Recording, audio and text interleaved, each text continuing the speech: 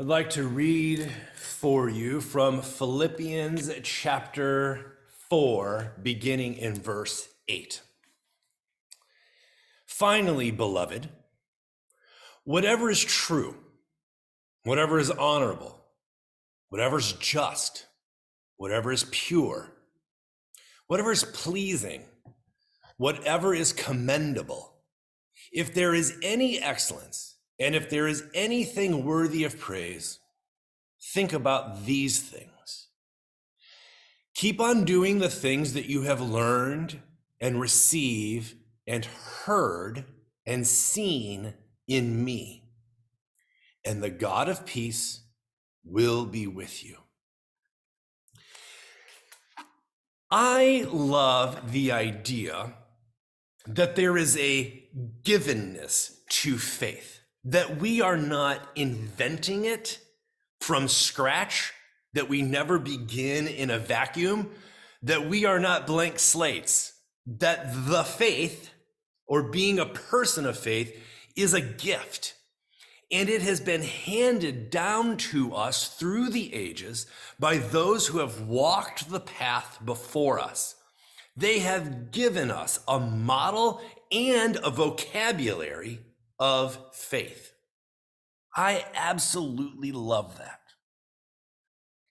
It is not, however, without problems, because sometimes the words that we have inherited, sometimes they take on unintended consequences and they pick up baggage over the years and they get weighted down and become troubling at points. Sometimes the words that we've inherited maybe aren't the best words. I wanted to show you a couple words that I grew up with that you may not be familiar with. Here are two words. I was born in the middle of the country, and here are two words that I heard a lot growing up that you may not be familiar with. The first is "isn't it?" It's a real head scratcher, isn't it? That's not a real word, but the other one is "didn't you?" And using it in a sentence, it's "you just had to put that in the fire, didn't you?" These are examples of some humorous words. On the other end of the spectrum, I wanted you to know about Anne Lamott's model for prayer in 3 words: help, thanks, and wow. This is one of my favorite models of prayer, along with Elizabeth Johnson's that I use all of the time, praying in 3 directions. Sometimes just having a framework of words is really helpful. I always am struck when somebody says, "my words fail me."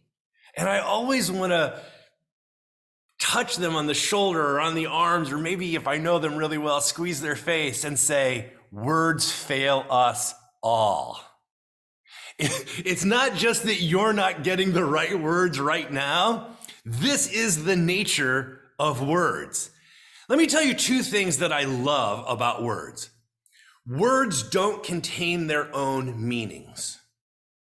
It's one of the trickiest things, is that when you have the right word, it feels like it so perfectly encapsulates what you were hoping to convey.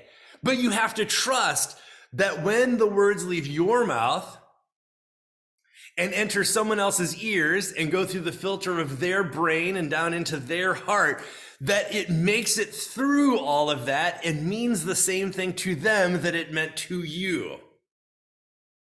Problem is, words don't contain their own meanings. If you've ever heard a word for the first time, if you hear it out of context, you don't know what to even do with it, what it means. But here's why I love words.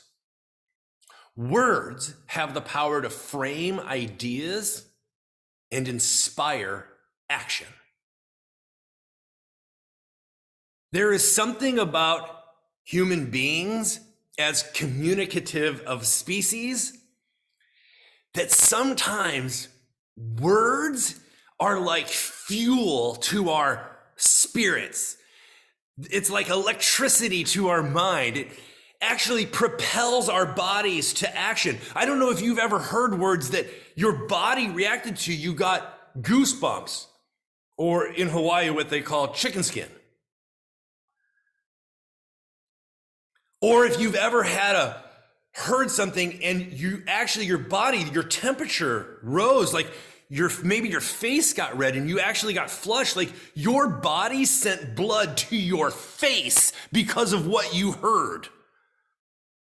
Words can be very, very powerful, and it's why they're so dangerous. When words are misused, they can be so damaging. But when used well, they can be life-giving. One of the reasons Scripture says that in the power is the tongue of life and death. If you've ever seen somebody berated or cut down or criticized, you can almost literally see them shrinking a little bit, the energy of their body sort of folding a little bit. They get smaller almost. Words can cut us down, make us feel small, take our power away. But words can also build you up. If you've ever heard or seen someone give a word of affirmation or a word of encouragement, like it actually puffs you up a little bit. You can see their shoulders go back and they stand taller and their face shines with a light. Words can be incredible. This is why I hate the phrase, "it's just words."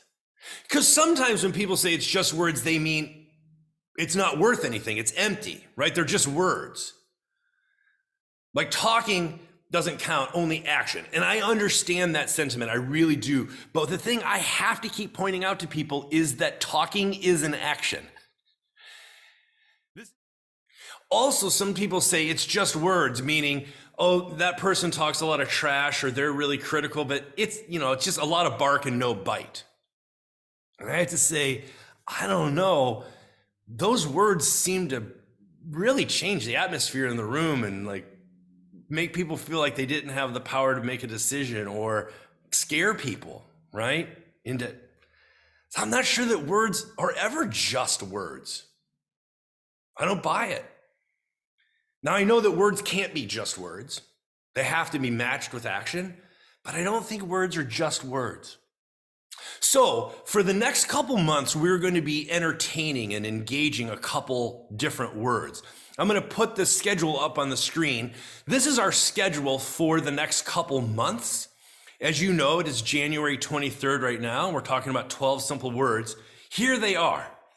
Starting next week, here, and then thanks. Oh, sorry. Help. Please. When. No. Why. Behold. Yes. And then on Easter,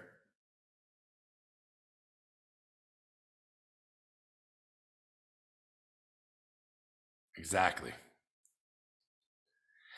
So for the next 12 weeks, we are going to be holding some words.